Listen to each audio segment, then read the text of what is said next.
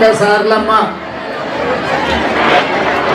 గద్దెలు మరియు ప్రాంగణ పునర్నిర్మాణ కార్యక్రమానికి సభాధ్యక్షత వహించిన సోదరిమణి మా ఇంటి ఆడబిడ్డ తెలంగాణ రాష్ట్ర మంత్రివర్యులు ధనసరి అనసూయ సీతక్క గారు ఈ కార్యక్రమంలో నాతో పాటు ముఖ్య అతిథులుగా విచ్చేసిన వరంగల్ ఇన్ఛార్జ్ మంత్రివర్యులు పొంగులేటి శ్రీనివాసరెడ్డి గారు, అదేవిధంగా దేవాదాయ ధర్మాదాయ అటవీ పరిరక్షణ శాఖ మంత్రివర్యులు సోదరిమణి కొండా సురేఖమ్మ గారు, అదేవిధంగా మిత్రులు మంత్రులు. ఇది ఒక బాధ్యత కాదు, బాధ్యతతో పాటు భావోద్వేగం.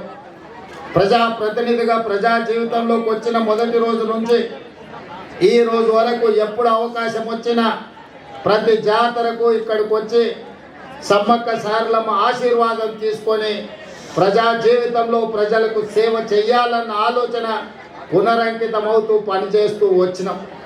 దాదాపుగా ఇప్పటికీ 17-18 సంవత్సరాల నుంచి వరుసగా ఈ ప్రాంతాన్ని సందర్శించుకోవడం, ఈ ప్రాంతం యొక్క అభివృద్ధి గురించి మాట్లాడుకోవడం, ఆనాటి పాలకులకు పెద్దలకు విజ్ఞప్తులు చేయడంతోనే సరిపోయింది.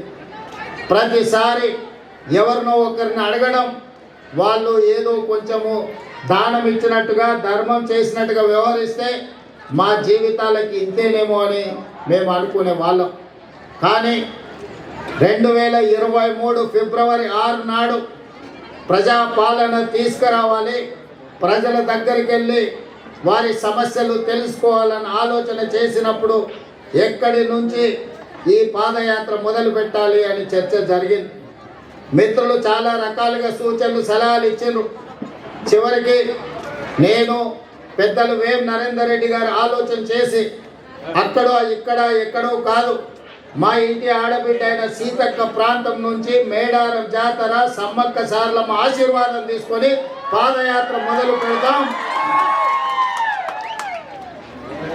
ఒక సంకల్పం తీసుకొని బయలుదేరిన వాళ్ళు ఎవరు చరిత్రలో ఓడిపోలేదు.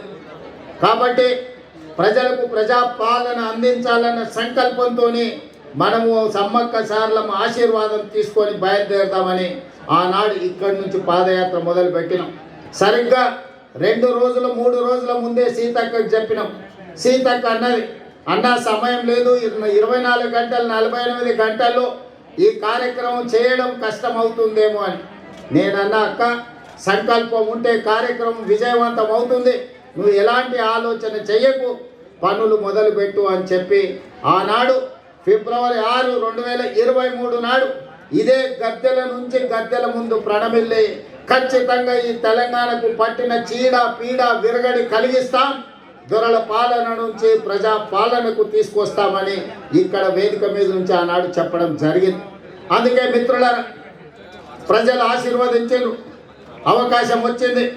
ఈనాడు అభివృద్ధి కార్యక్రమాలు చేయాలన్న సంకల్పంతో ముందుకు వెళ్తున్నాం. అభివృద్ధి అంటే అద్దాల మేడలు రంగుల గోడలే కాదు, ప్రజల జీవన ప్రమాణాలు పెంచాలి. ముఖ్యంగా ఆదివాసీలు అంటే ఈ దేశం యొక్క మూలవాసులు. ఆ ఆదివాసీల యొక్క, గిరిజన సోదరుల యొక్క, లంబాడి సోదరుల యొక్క అభివృద్ధిని ఏ ప్రభుత్వం అయితే భుజాల మీద మోస్తుందో అదే ఆ ప్రాంతం యొక్క ప్రజల యొక్క అభివృద్ధి అని నేను సంపూర్ణంగా విశ్వసిస్తున్నా.